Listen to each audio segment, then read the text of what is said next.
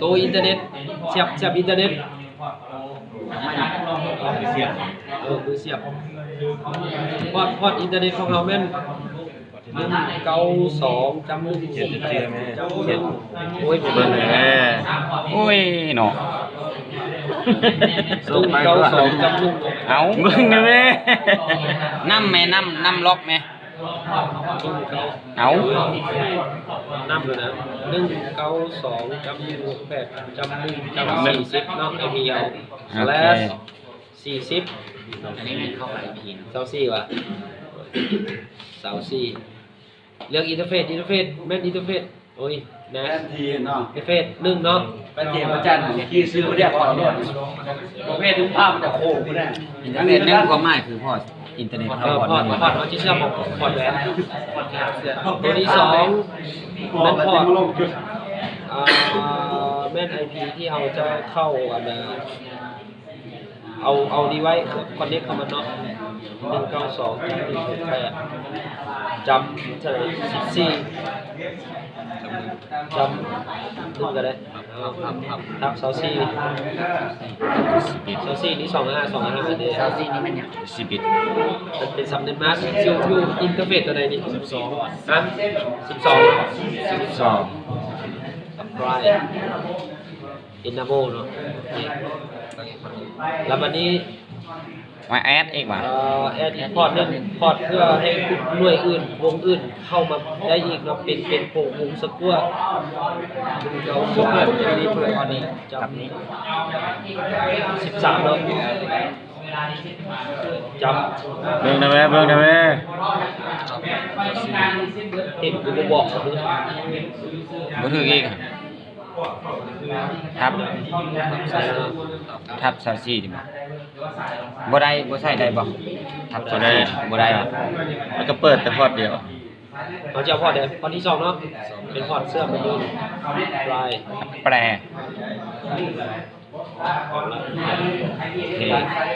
ไปเซพอร์ต2ปิดยาแล้วเขาจะไปน้ำกินเหล้าหลายนะมือสั่นมือเซ็นเลยนะเรานี่มาแอดเกตเวย์ของอินเทอร์เน็ตนี่ตัวพอร์ตที่จะออกอินเทอร์เน็ตตัวโอ้ยลงอีกแล้วมือสั่นปั่นอีหยังระบบสั่นสะเทือนเกตเวย์ระบบสั่นสะเทือนจำหนึ่งสอดจับแต่แนวบดีบงามนะไอพีของท็อปต่อไปมือไวพวกนะไรใส่นิ้วไหลมันเป็นใส่นิ้วเห็นเขาล่วงว่านิ้วใหญ่ใส่แต่นิ้วมีปัญหาแล้วเอา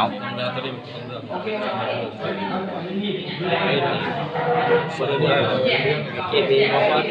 หรือว่าใส่อินเทอร์เน็ตบ่ได้ป่ะมันดูแม่นอะไรอยู่กันคอสตัวเขาเอาไหม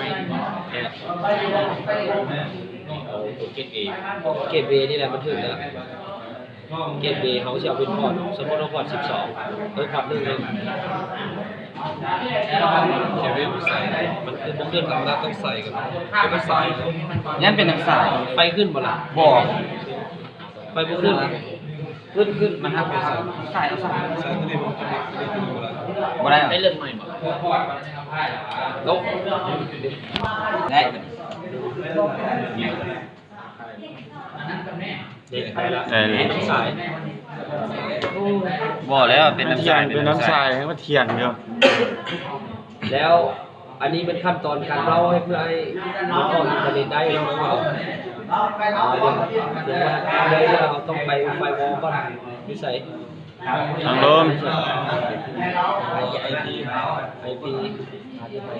เอาไว้เลี้ยวไปแนทน้องแนททั้งตัวเลี้ยวไปแอดเป็นแอคชั่นเลี้ยวไปเป็นมากประเทศเหรอมะเขือฟลายโอเคแล้วเราปิ้งลูกไปดิมะเขือเทศนี่แม่นมากอันก็ไปตามแจ่วตัวมักเล่นคือ จำแปดจำแปดจำแปดอันนี้ถือว่าแล้วเนาะถือว่าแล้วแล้ววันนี้เปลี่ยนตั้งค่าเลยพี่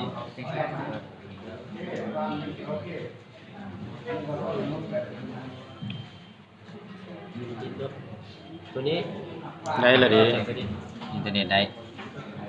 สังเกตมันที่นี่ สังเกตอินเทอร์เน็ต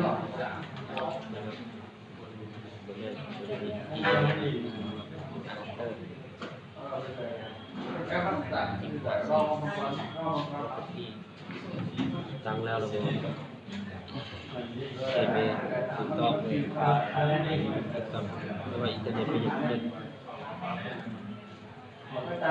มันก็ขึ้นเป็นซ่าที่ชอบ ก็ขึ้นเลยดิ ขึ้นแล้วเนาะ ตา เข้าไปอินเทอร์เน็ต แนวมันบ่ดีสิล่ะกว่าตามเบิ่งแนวดี ตา มันบ่ชัด ตากาย ขอแล้วเราเอาลบกลุ่มเลยได้แบบจะได้เปิดกันหลายคนว่าจะโก้เนาะโก้เนาะเอาแบบเย็น ตาบเขาให้เลย